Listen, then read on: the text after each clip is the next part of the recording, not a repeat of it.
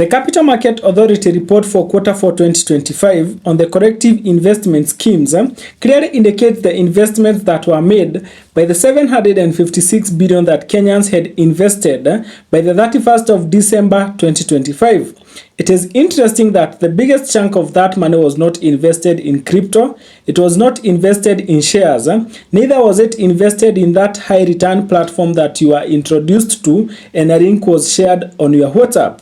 Now, the big question is, where was this money invested?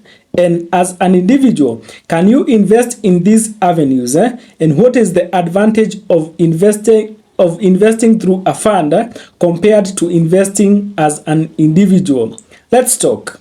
This is Finance Focus with Andrew, a platform where we engage in conversations that endeavor to enhance our financial literacy. In case you are coming across this channel for the first time, consider subscribing, turn on the notification bell so that you get notified anytime you get to post a new financial tip.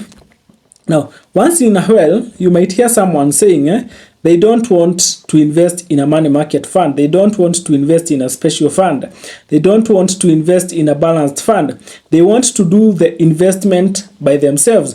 Because when you're investing in these funds, it's like you are using a broker who is the fund manager to invest. But ideally, where the fund manager invested the pool of fund that had been contributed by the end of the year 2025, can be a very good indicator for those people who seek to invest as individuals, as to where they can invest so that they can be able to create passive income. So I want us to check on the data and get to see what was invested where. And as indicated by the table here, out of the 756 billion, 323 billion was invested in government securities. And when we are talking about government securities, we are talking about both the treasury bonds and the treasury bills. So that is where the biggest chunk of the money that was contributed by the investors was invested.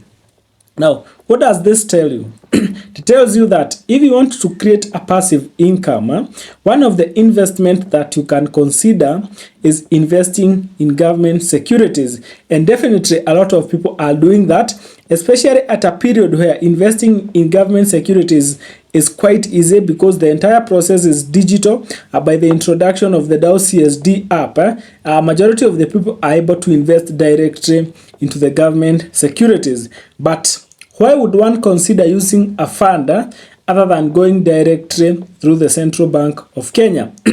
Number one limitation is that there is a minimum amount that you can invest directly to the government securities in the Central Bank of Kenya, which is 50,000. So in case someone wants to invest in government securities, but they don't have the minimum amount that is needed, they'll definitely have to go through a fund.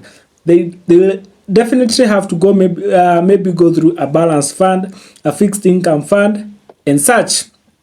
Again, you might have the 50,000, you might have the 100,000, you might have the 500,000 to invest in government securities. But is there an advantage of investing through a fund, or does the fund manager have an advantage over the individuals? And I believe the fund manager have advantages over individuals. And the advantage is, you see, when you invest as an individual, let's say you have invested in the treasury bonds, you'll majorly expect returns and maximize, you'll only expect returns only from the coupons that you get after every 6 months. But remember, the fund manager have access to the Nairobi Securities Exchange. They can see whatever that is happening in the Nairobi Securities Exchange. They can be able to see the changes in prices of the bonds in the Nairobi Securities Exchange.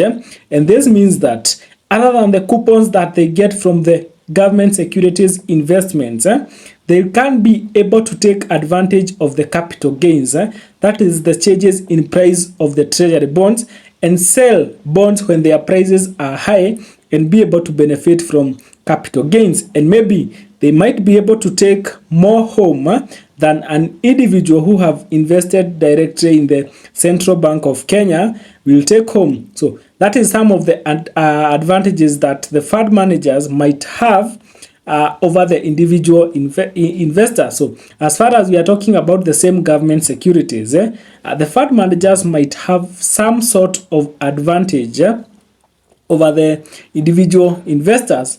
Now, the other big chunk of that money, that is the next 28%, went to fixed deposits. Now, fixed deposits are given by the commercial banks, where you get to deposit a lump sum of money. you agree on a rate that you will be paid interest on for a particular period. Say, for example, we are talking about a rate of 8% for 1 year. So you fix your money, no withdrawals, then you get the interest at the end of the year. Now, what is the advantage what advantage do the fund managers have over individual investors? Because unaweza jichocha with your 100,000 and decide instead of going to invest in a money market fund, then they invest that money in a fixed deposit. Why don't I approach my bank and request them to give me a fixed deposit? Now, I want you to understand that and agree that money talks. So when you approach your bank with your 100,000, you will not have a table of negotiation. You'll just go and ask the rate for fixed deposits. You are given a rate, and it's either you take that rate or you go away. But once a fund manager consolidates a fund, because we are talking about a fund of 213 billion. So let's assume even one fund manager is approaching a commercial bank with a fund of 1 billion only. So that person has power to negotiate on the interest rates, because if they don't get what they want, they'll definitely find an alternative. So the fixed deposits through the fund managers, they are likely to fetch better rates compared to when you approach your commercial bank directly. So maybe with your 50,000, with your 100,000, maybe it might be a better route to go through a fund, maybe the money market fund, other than trying to go get a fixed deposit direct from your bank. Now, the other big chunk of the money, that is 11.7%, was in cash and demand deposits. Definitely, some of this money have to be maintained in cash so that they don't have liquidity issues. Remember, when you are investing, there is someone who is withdrawing from that fund. When you are depositing money into a money market fund, there is someone who have an emergency and they are withdrawing money from their money market fund. So definitely a portion of the money must be maintained in cash. Another thing that took some significant portion is the offshore listed investments that took around 43 billion. So those are investments that are outside the jurisdiction of our country. So maybe you want to take advantage and get returns from investments that are outside our country, but you don't have the information. Maybe going through the funds is a route that you can consider. You can also see some offshore unlisted securities. That 5 billion was invested there. That is 4.7%. Then the securities listed in the Nairobi Securities Exchange, only 10 billion was invested there. That is a representation of 1.4%. So what I want to drive home is that wherever the fund managers invested the money for 2025, those are some of the avenues that you can consider if you are keen or interested in creating passive income. You will not create passive income through things that are out of this world. There is no investment that will come from the moon and you use it to create passive income. So when you think of creating passive income in a structured setting, let me add this, in a structured setting, definitely there is a lot of things going on out there, especially on the social media, on how you can get better returns. But if you are keen on